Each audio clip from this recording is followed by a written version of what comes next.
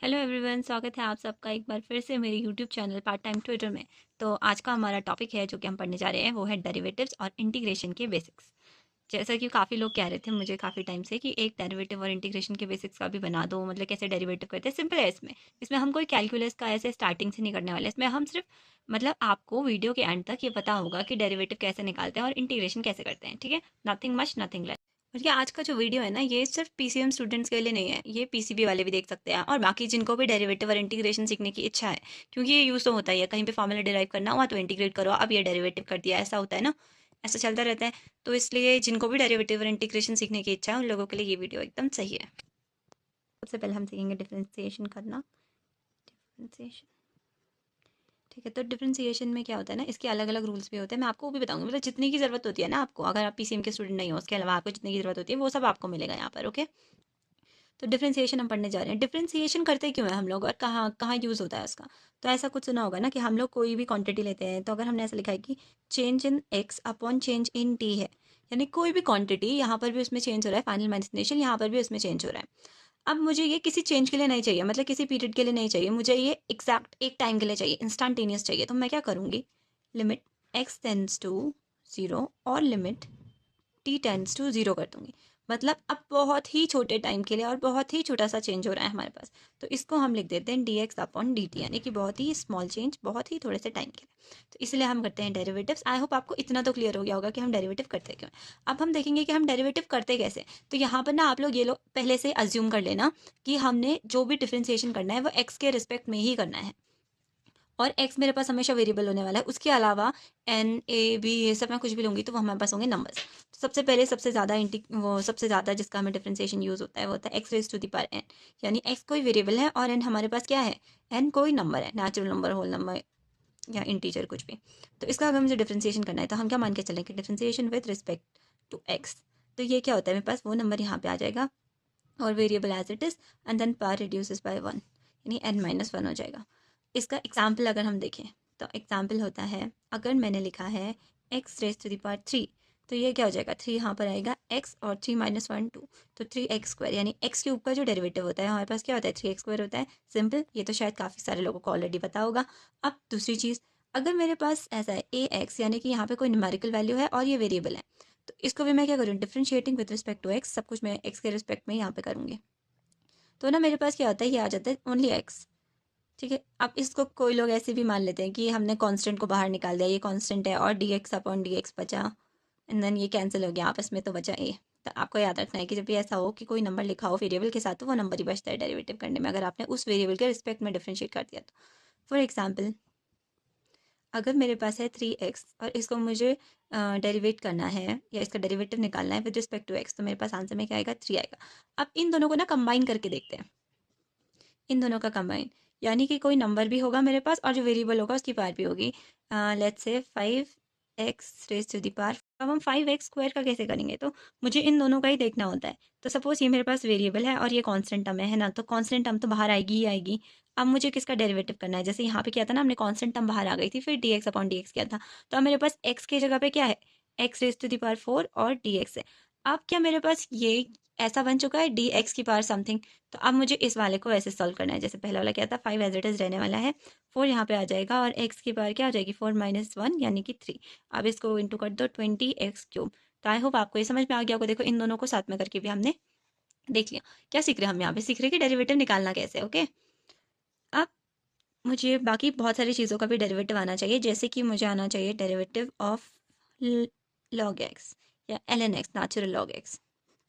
तो इसका सिंपल होता है मेरे पास वन अपॉन एक्स, और ऐसे ही कुछ ट्रिग्नोमेट्रिक फंक्शन के भी आपको आने चाहिए, चाहे आप मैथ्स में हो या नहीं हो, क्योंकि ये काम आते हैं। साइन एक्स का हो जाता है मेरे पास कॉज एक्स, कॉज एक्स का हो जाता है minus sine x, ten x का हो जाता है मेरे पास सेक स्क्वायर एक्स। तो ये आपको आने ही चाहिए। और जो हमारे पास ये होता है ना exponential e raise to the power x, इसका एज इट इज़ यही आता है।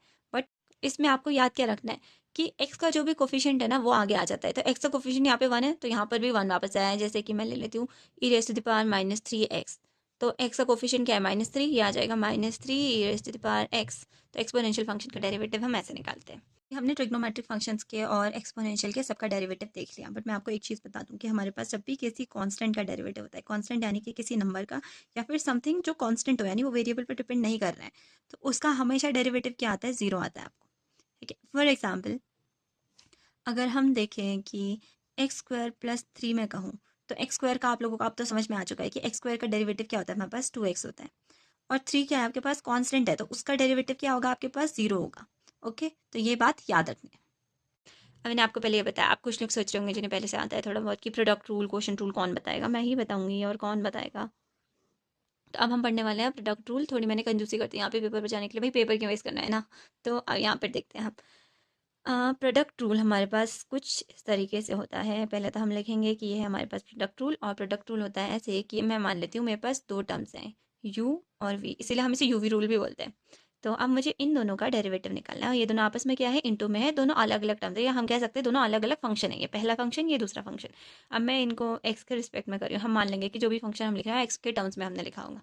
ओके, तो अब हम इसे x के रिस्पेक्ट में डिफ्रेंशिएट कर रहे हैं। तो इसमें हमें करना होता है, देखो डिफ्रेंशिएशन के लिए ना हम ऐसे भी लिखते हैं कि जैसे u का डेरिवेटिव u डैश होगा, v का डेरिवेटिव v डैश होगा, तो मैं यहाँ पे ऐसे करके लिखूंगी, तो समझना है आप लोगों को। यहाँ पे हम लिखेंगे second function derivative of first function plus first function derivative of second function. अब चिंता मत करो, नहीं समझ में आया तो हम एक एग्जाम्पल लेने वाले हैं। यहाँ पे मैंने आपको अलग फंक्शंस के भी बता दिया है, और x का डेरिवेटिव कैसे निकालते हैं वो भी बता दिया है। तो अब हम क्या करेंगे, तो अलग अलग फंक्शंस को लेंगे। जैसे एक मैंने ले लिया एक्स स्क्वायर, और दूसरा मैं ले लेती हूँ साइन एक्स। तो अब क्या है, ये दोनों अलग अलग फंक्शन है, तो इसको मान लो u, इसको मान लो v। अब हम इसमें क्या लगाने वाले? u v रूल या फिर प्रोडक्ट रूल जिसे हम कहते हैं। तो क्या था यहाँ पर? Second function differentiation of first function, इसका 2x होगा, ये वाली फॉर्म है। ठीक है, तो इसका हो गया हमारे पास 2x plus first function and derivative of second function. तो सेकंड फंक्शन हमारे पास साइन एक्स है, साइन एक्स का क्या हो जाएगा? Cos x. देखो अब जैसे हमने देखा प्रोडक्ट रूल, वैसे ही हमारे पास होता है एक क्वोशंट रूल। क्या होता है हमारे पास? एक, जैसे हमने एक प्रोडक्ट रूल देखा ना, वैसे ही हमारे पास एक रूल होता है quotient rule. Quotient rule, quotient rule, quotient से ही समझ रहे होंगे तुम लोग कि अब हम किसकी बात करने वाले हैं? डिवाइड की। जब दो फंक्शंस आपस में डिवीजन में होते हैं, तो तब हम कैसे करते हैं, वो हम देखते हैं क्वोशंट रूल में। तो क्वोशंट रूल में होता है जैसे कि हमारे पास u अपॉन v है, पहले भी यूवी रूल था, ये इसको भी यूवी रूल बोल देते हैं, बट ये क्वेश्चन रूल है वैसे, क्योंकि ये डिवाइड के लिए है ना। तो मतलब कि इसको हम x के रिस्पेक्ट में डेरिवेट करने वाले हैं। तो जब इसका डेरिवेटिव निकालेंगे हम, तो कैसा होता है? इसमें भी आता है first function derivative of second function minus second function का डेरिवेटिव और into first function upon square of second function. Sorry अगर इसमें कुछ समझ नहीं में, एक बार फिर से बोल देती हूँ मैं। Second function derivative of first function, first function derivative of second function upon second function का स्क्वायर। ये क्या है हमारे पास? ये है क्वोशंट रूल। अब हम एक एग्जांपल क्वोशंट रूल का भी देख लेते हैं। क्वोशंट रूल में भी हम ट्रिग्नोमेट्री का देख लें। वैसे ना क्वेश्चन रूल को मैं ज़्यादा प्रेफर नहीं करूँगी, ज़्यादा आप लोग क्या करना, प्रोडक्ट रूल ही करना, बट क्या है कि एक रूल है, कहीं कहीं पर काम आ जाए, इसलिए अभी यही देख लो। तो हम लिख देते हैं जैसे sine x upon x square. ठीक है, तो अब मैं इसे ऐसे भी कर सकती हूँ ना, वैसे इससे क्वेश्चन रूल से बचने के लिए मैं इसे ऐसे लिख दूँ, sine x into x raise to the power -2 करके फिर इसमें प्रोडक्ट रूल लगा दूँ, है ना। चाहे ऐसा करूँ चाहे वैसा करूँ, सेम ही होगा। और अभी मैं इसमें क्या लगाने जा रही हूँ? Question rule. क्वेश्चन रूल के लिए क्या करेंगे हम? Second function differentiation of first function, sine x का differentiation minus first function as it is लिखना है, और derivative of second function x square का क्या होता है? 2x, अभी पीछे भी देखा था हमने, अपॉन सेकंड फंक्शन का स्क्वायर, यानी कि एक्स स्क्वायर का स्क्वायर, तो x raise to the power 4 हो जाएगा हमारे पास। एक ये हुआ। अब इस वाले तरीके से भी करके बता देती हूँ मैं, नहीं तो कुछ लोगों को लगेगा कि सिर्फ बोल के छोड़ दिया है ना। अब लगाएंगे प्रोडक्ट रूल। प्रोडक्ट रूल में क्या होता था? Second function differentiation of first function और plus first function differentiation of second function, यानी कि -2x। अब अगर मैं इसको करूँ यहाँ पर सॉल्व, तो क्या होगा? cos x upon x square, क्योंकि ये x raise to the power -2 था ना, तो ये नीचे जाके एक्स स्क्वायर हो जाएगा, प्लस सॉरी ये हो जाएगा माइनस साइन एक्स, ये -2 था मेरे पास। अच्छा, तो यहाँ पर मैंने क्या गड़बड़ कर दी बस थोड़ी सी, कि -2 थी ना बात, तो ये पीछे आया, -2 -1 कितना हो जाएगा? -3 हो जाएगा, है ना। ऑब्वियसली बात है कि -3 होगा, तो ये आ जाएगा मेरे पास x³ और यहाँ पर 2 तो रहने ही वाला है। तो यहाँ पे मेरे पास आंसर क्या है, cos x upon x square minus 2 sin x upon x. अब आधे लोग तो ऐसा सोच रहे होंगे, लो आ गया ना गलत, और बनो स्मार्ट। भाई देखो यहाँ पर देख लो पहले, ठीक है, उसके बाद बोलना जो बोलना होगा। अगर मैंने एक्स स्क्वायर और एक्स फोर ऐसे अलग अलग टर्म करके लिखे, तो अगर मैं इसे सॉल्व करूंगी, इतनी बेसिक मैथ्स की उम्मीद है मुझे आपसे कि आपको आता होगा। अलग अलग लिख रही हूँ मैं, तो एक्स स्क्वायर से यहाँ पर हमने एक्स स्क्वायर तो कैंसिल हो जाएगा, तो क्या बचेगा, डिनोमिनेटर में बचेगा x square minus sine x. 2x था ना, एक एक्स गया यहाँ से, ये एक्स क्यूब हो जाएगा, तो इसको मैं 2 यहाँ पे लिख देती हूँ, हो गया एक्स क्यूब। क्या ये आंसर सेम आ चुके हैं हमारे पास? यहाँ पर आप एलसीएम में ले सकते, जैसा मर्जी वैसा करो, आंसर एक ही आना है।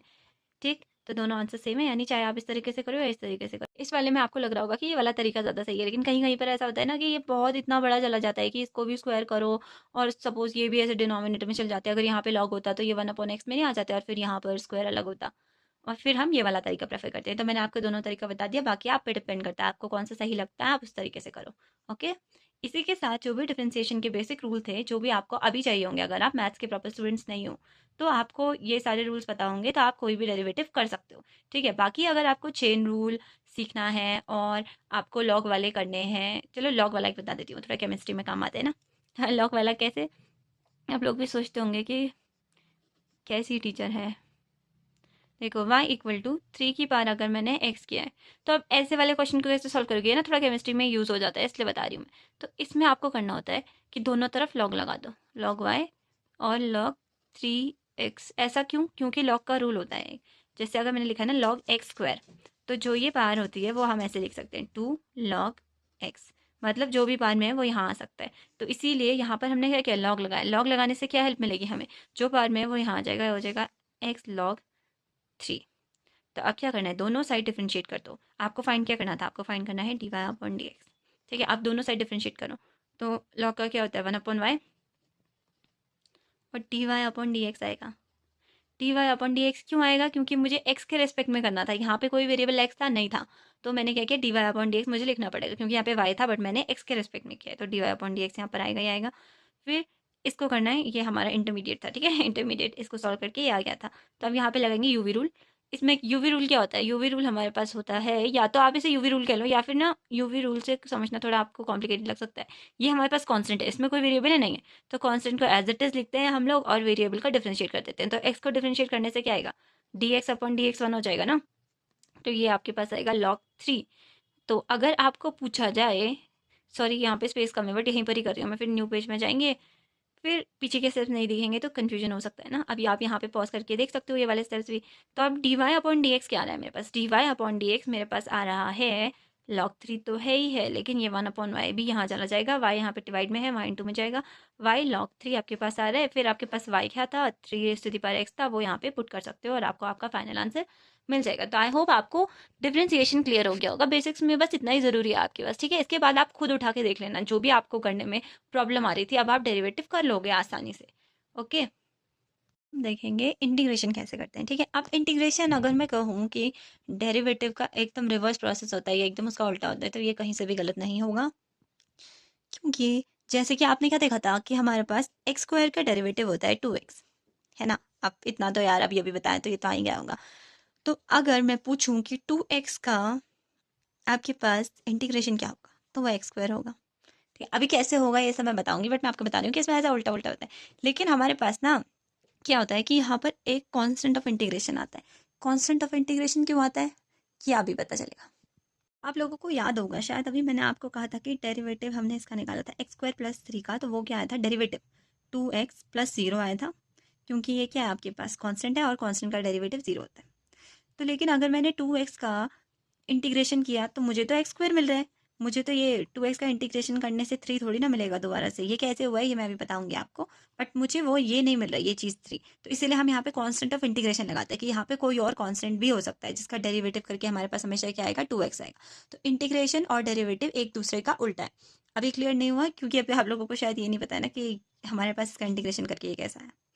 तो ये आपको पता चल जाएगा धीरे धीरे, तो आपको ये वाला लॉजिक भी समझ में आ जाएगा। अभी मैंने आपको क्या बताया कि यहाँ पे एक हमें हमेशा जब भी यहाँ पे लिमिट्स नहीं होता है ना, आपने देखा होगा कि इंटीग्रेशन के संग यहाँ पे 0 से x ऐसा कुछ कुछ लिखा होता है लिमिट, तो जब यहाँ पे लिमिट होती है तब तो कॉन्स्टेंट ऑफ इंटीग्रेशन नहीं आता है।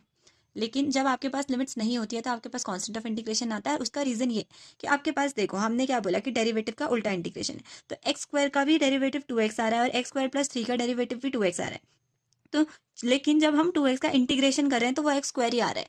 तो मतलब इस कांस्टेंट का क्या, हमें कैसे पता चलेगा कि इसका ये पहले क्या था हमारे पास, प्रिमिटिव वैल्यू, हम प्रिमिटिव वैल्यू भी बोलते हैं किसको, इंटीग्रेशन को, कि हम प्रिमिटिव निकाल रहे हैं। तो हमें कैसे पता चलेगा कि इसका प्रिमिटिव क्या था, यानी ये कहाँ से डिराइव हो गया है, डेरिवेट हो गया है। ठीक है, तो ये हमें नहीं पता चलेगा, इसलिए हम यहाँ पे प्लस सी लिख देते हैं, यानी कि कांस्टेंट ऑफ इंटीग्रेशन, यानी कोई कांस्टेंट भी यहाँ पे प्रेजेंट हो सकता है, उसका डेरिवेटिव भी ये हो सकता है। ये दोनों एक दूसरे का उल्टा होता है ना, बस इसी रीजन की वजह से। अब हम देखते हैं कि इंटीग्रेशन हम लोग करते कैसे। तो इंटीग्रेशन में भी हम देखेंगे, जैसे x raise to the power n होता था ना डिफरेंशिएशन में, तो इसमें भी x raise to the power n अगर हुआ तो हमारे पास आता है एक्स, वहाँ एन माइनस वन होता था, यहाँ एन प्लस वन, और डिनोमिनेटर में एन प्लस वन आ जाता है, और plus c constant of integration. Okay, इसका एग्जाम्पल भी देख लेते हैं हम, कि सपोज एक्स स्क्वायर का मुझे निकालना है, क्या निकालना है, मुझे निकालना है इंटीग्रेशन। तो इसको मैं इंटीग्रेट अगर करूँ तो ये मेरे पास क्या होगा, एक्स 2+1 यानी कि 3 हो जाएगा वो, और यहाँ पर भी 2+1 आएगा, तो मेरे पास ये क्या आ जाएगा, x³ अपॉन 3 प्लस सी, क्योंकि कोई और कांस्टेंट भी यहाँ पर हो सकता था। तो हम कांस्टेंट ऑफ इंटीग्रेशन मतलब हमें हमेशा लगाना है जब हमारे पास कोई लिमिट नहीं होती है। अगर हमारे पास लिमिट्स गिवन होते हैं, सपोज मुझे लिमिट गिवन है 0 से 2, तो फिर मुझे इंटीग्रेट करना होता, तो फिर से मेरा इंटीग्रेट करके ये आता, कांस्टेंट नहीं आएगा अभी, 3/3, और यहाँ पे लिमिट है मेरे पास 0 से 2। तो अब हम ये लिमिट्स रखें यहाँ पर, ये अपर लिमिट लोअर लिमिट, तो upper limit minus lower limit रखते हैं फंक्शन में रख के, यानी पहले मैं एक्स की जगह पे 2 को रखूँगी, 2³ अपॉन 3 माइनस फिर एक्स की जगह पे 0 को रखूँगी। तो अब ये क्या आ गया मेरे पास, 8/3। आई होप आपको ये क्लियर हुआ होगा, पूरा मैंने दोनों तरीके से बता दिया, with limits and without limits. Without limits होगा तो कॉन्स्टेंट ऑफ इंटीग्रेशन आएगा, विद लिमिट्स होगा तो कॉन्स्टेंट ऑफ इंटीग्रेशन नहीं आएगा, प्रॉपर आपको एक वैल्यू मिल जाएगी यहाँ पर। ओके, और फिर हमें बाकी ट्रिग्नोमेट्रिक फंक्शन के कैसे करते हैं, ट्रिग्नोमेट्रिक फंक्शंस के हम करते हैं इंटीग्रेशन की उल्टा। जैसे कि साइन एक्स का डिफरेंशिएशन क्या था आपके पास, डिफरेंशिएशन तो कॉस एक्स था ना, लेकिन कॉस एक्स का डिफरेंशिएशन क्या था, माइनस साइन एक्स था, तो इसीलिए यहाँ पे साइन एक्स का इंटीग्रेशन होगा माइनस कॉस एक्स, उल्टा उल्टा जाना है। कॉस एक्स का इंटीग्रेशन होगा, ये सब इंटीग्रेशन है, ठीक है, प्लस सी इंटीग्रेशन होगा साइन एक्स प्लस सी, और आपका सेक्स स्क्वायर एक्स का क्या होगा, 10x प्लस सी। देखो इसका डेरिवेटिव ये था, कॉस एक्स का डेरिवेटिव माइनस साइन एक्स था, तो हमने ये माइनस यहीं पर ही लगा दिया। ओके, और 10x का डेरिवेटिव सेक्स स्क्वायर एक्स था, तो सेक्स स्क्वायर एक्स का इंटीग्रेशन क्या हो गया हमारे पास, 10x हो गया। ऐसे ही सब कुछ रिवर्स रिवर्स में जाएगा, उल्टा उल्टा होगा। ओके, क्योंकि वो दोनों एक दूसरे के क्या है, रिवर्स प्रोसेस है, ऐसे मान के चल लो, फिर याद रहेगा अच्छे से। वैसे ही डेरिवेटिव 1/x क्या हो जाएगा, log x ln x plus c, और integration of e x as always, क्योंकि उसमें पहले भी सेम ही था तो यहाँ पर भी सेम रहेगा, एक्स प्लस सी। तो इतना आप लोगों को समझ में आया इंटीग्रेशन कैसे करते हैं हम लोग। इंपॉर्टेंट ये था। अब उसमें क्या होता था, जब भी हमारे पास कोई कांस्टेंट आता था, इसमें भी ना हम रिस्पेक्ट में करते हैं, जैसे यहाँ पर dx आएगा, क्योंकि ये मैंने किस कांस्टेंट के रिस्पेक्ट में किया है, तो dx के रिस्पेक्ट में किया है, यहाँ पर भी dx आएगा। जैसे वहाँ अपॉन में dx आता था ना, यहाँ इंटू में ही dx आ जाता है। ठीक, तो अब अगर मेरे पास कांस्टेंट है, जैसे 3 है, कोई नंबर है कांस्टेंट, और dx किया मैंने, इसका इंटीग्रेशन क्या आएगा, वहाँ तो कांस्टेंट का डिफरेंशिएशन 0 होता था, यहाँ क्या होगा, तो यहाँ ना सिंपली जो आपके पास वो वेरिएबल है वो है, इसके साथ लग जाएगा, कांस्टेंट के साथ 3x प्लस से। ठीक है, वहाँ पे dx का क्या होता था हमारे पास, डेरिवेटिव dx का 1 हो जाता था ना, विद रिस्पेक्ट टू x होगा तो 1 आ जाता था, लेकिन जब हम इंटीग्रेट करते हैं तो इसका x हो जाता है, इंटीग्रेट में dx का x हो जाएगा, तो 3x प्लस से हमारे पास आया। अगर हमारे पास कोई लिमिट्स गिवन होते तो हम लिमिट्स रख के कर देते हैं। इसी के साथ देखो हमारे बेसिक्स तो होते हैं ख़त्म, क्योंकि बेसिक्स में इतना ही है, इससे ज़्यादा इंटीग्रेशन जो इन लोग पे प्रॉपर मैथमेटिक्स सब्जेक्ट नहीं है उसके पास तो नहीं आएगा, इससे ज़्यादा इंटीग्रेशन डिफरेंशिएशन। आप कुछ लोग सोचोगे आपने चेन रूल तो पढ़ाया ही नहीं, और ये कुछ लोग होंगे मैथ्स वाले, क्या आपने चेन रूल नहीं बताया, आपने यहाँ पे आइडेंटिटीज़ नहीं बताया कि यहाँ पे बहुत सारे आइडेंटिटीज़ होते हैं ना, अंडर रूट में अलग आइडेंटिटी, इंटीग्रेशन में। तो ये सारे मैंने क्यों नहीं बताया, ये ना अभी कैलकुलस को, वैसे भी जो मैंने पोल रखा था कि कौन सा चैप्टर डिफिकल्टी, कैलकुलस को ही सबसे ज़्यादा वोटिंग पोल आया था, ऑलमोस्ट 80%। तो इसीलिए कैलकुलस पे तो मैंने एक अलग से वीडियो बनाना ही है। कैलकुलस की शुरुआत कहाँ से होती है, लिमिट्स एंड कंटिन्यूटी से, तो हम वहीं से ही उसे कंटिन्यू करेंगे, कंटिन्यूटी के साथ शुरू करके और पूरा चैप्टर वहाँ पे कराएंगे। उसी में आपको चेन रूल देखने को मिलेगा, उसी में आपको आइडेंटिटीज़ देखने को मिलेगी, और आइडेंटिटीज़ में बताना क्या है वो तो एनसीईआरटी में गिवन है। उस पर तो मैं शायद एक शॉर्ट वीडियो बना दूँ कि नोट्स पे अगर किसी को एनसीईआरटी खोलने में भी दिक्कत है तो वहाँ शॉर्ट से देख लेना, फिर वो तो आपको याद करनी है और उसका एप्लीकेशन करना है, तो वो आप मुझे क्वेश्चंस भेज सकते हो कि आप ये वाले क्वेश्चन पे वीडियो बना दो। बाकी कैलकुलस की टेंशन मत लो, चेन रूल कैसे यूज़ करना है, कोई आइडेंटिटी है उसका कैसे यूज़ करना है, वो सब आगे कैलकुलस के लेक्चर्स में आपको ज़रूर देखने को मिल जाएगा। अभी के लिए बस यही था हमारे पास बेसिक्स, जिन लोगों को बेसिक्स पे देखना था, आप लोगों को अगर इसे सीखने को मिला है तो please like, share and subscribe. बाकी किसी को भी यार बेसिक्स की ज़रूरत है तो उसको भी शेयर करो, आप लोग शेयर करने में बड़ी कंजूसी करते हो। तो आज के लिए इतना ही। Thank you, stay tune for full calculus.